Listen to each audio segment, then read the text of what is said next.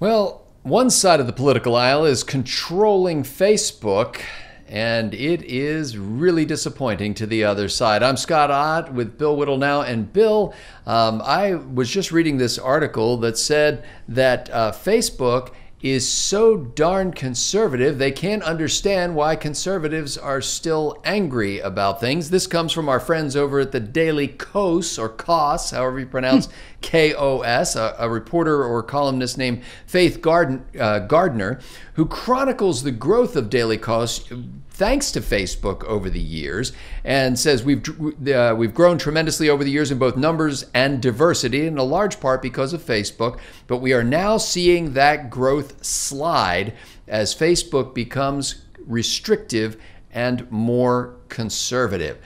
Just on the face of it, Bill, before we get into any more detail, what do you think of that premise that this large left-wing progressive website is suffering now because of Facebook's conservatism? You know, the thing that always scares me about dealing with these people is sometimes I think, what if she actually believes that's true? I mean, it's not out of the realm of possibility. Daily Kos, as I remember, certainly when I was writing Eject, you were doing Scrapple Face and Steve was doing Vodka Pundit back in the day. Daily Kos at that time was a pretty major player on the left. I mean, it was a blog post, and they had incredible viewers. That was way before the Huffington Post, and I frankly didn't know they were still around. So I don't see, first of all, I don't see how increasing numbers of the whole idea is fallacious, obviously, but just to show how fallacious it is, let's say you multiplied the number of conservatives on Facebook by a factor of 10. That shouldn't affect Daily Kos at all. It's not that, okay, so we're letting conservatives in and therefore there's no room for liberals. The argument is fallacious on its face. It's absurd.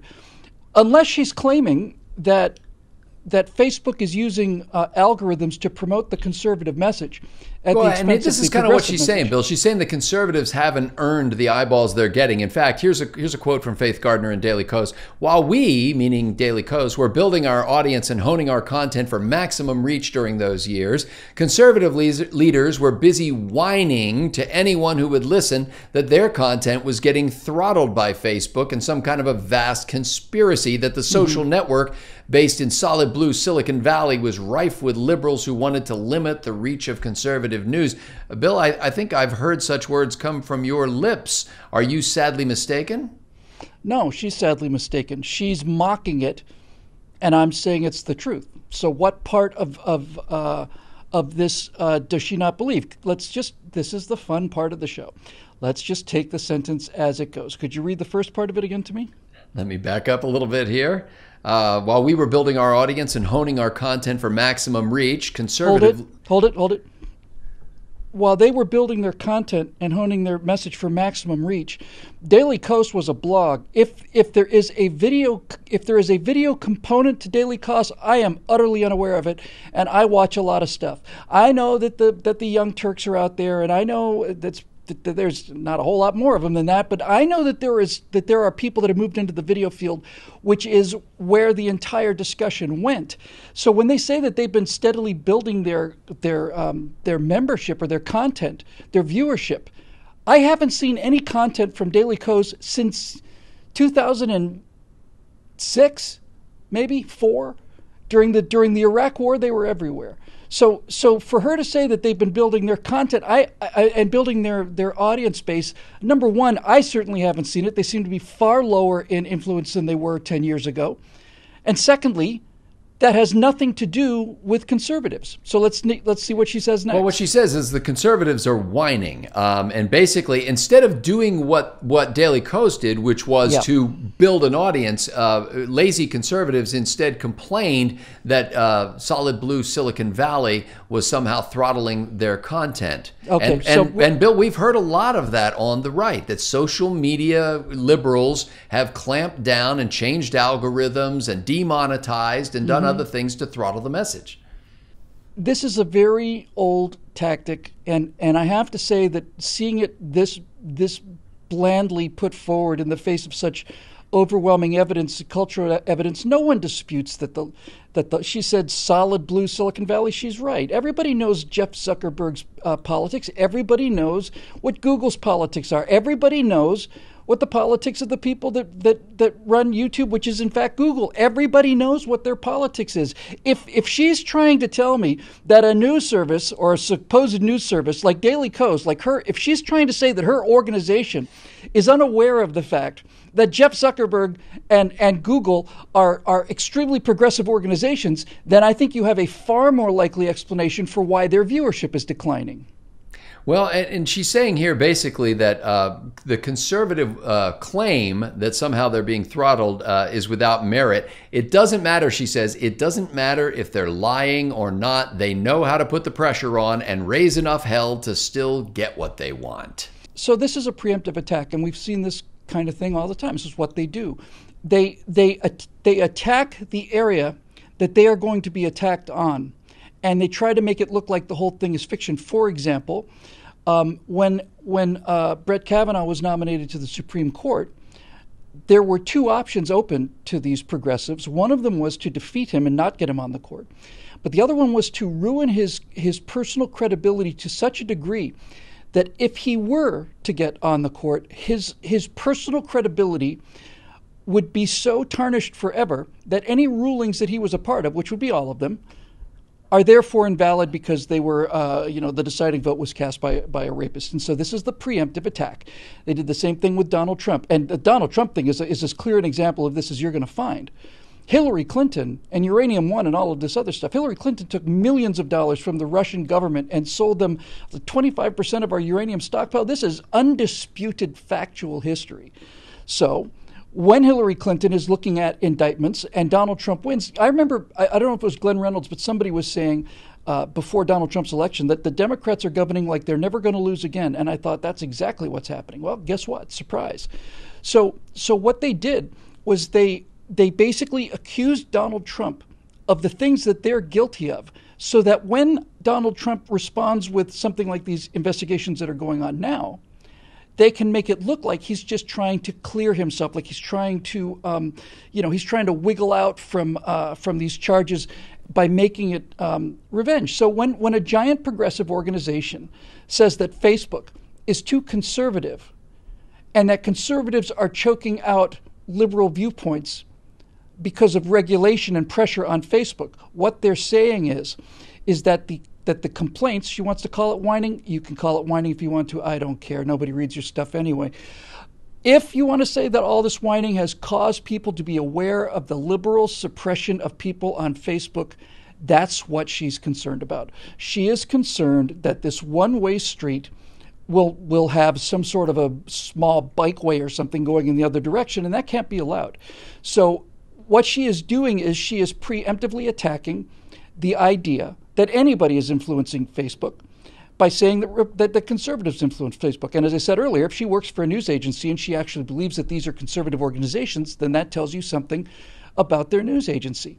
Well, frankly, Bill, I think the article gives the impression, if you're a conservative and you read this article, you're saying, oh, she's just making this up. If you're a progressive and you read this article, you're thinking, well, darn right, that's absolutely true. But if you're not really an adherent of either one of those political philosophies and you sit back and you go, what is it that these political people always think that they're getting screwed and somebody else is getting favoritism? I mean, she says here, this is near the conclusion of the article, and we can end with your reaction to this. Progressives now need to learn that we can't count on Facebook for anything. It's become the largest platform for conservative information, misinformation, and disinformation in the country. If we want to win, if we want facts and truth to drown out the right-wing noise, we need to be willing to push harder and shout louder to make our voices heard, and we need to accept the fact that Facebook doesn't give a damn. Facebook does give a damn, but here's what's interesting about this, my reaction to that. Could you just read the very first part of that again? Yes. Here we go. Progressives need to learn that we can't count on Facebook for anything. The next part about it's become the largest platform for conservative information, misinformation, and disinformation in the country. That's the part that interests me. That's the only part of the article that's true. and this is where it gets to be very, very interesting. It's true that Facebook is about the only place that people can hear a conservative message on a fairly routine basis.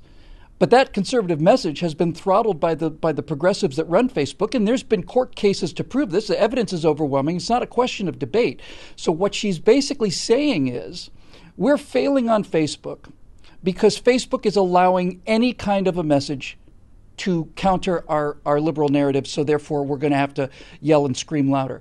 Yelling and screaming louder is exactly what I would advise you to do. Was it Miss Gardner? Gardner, yeah.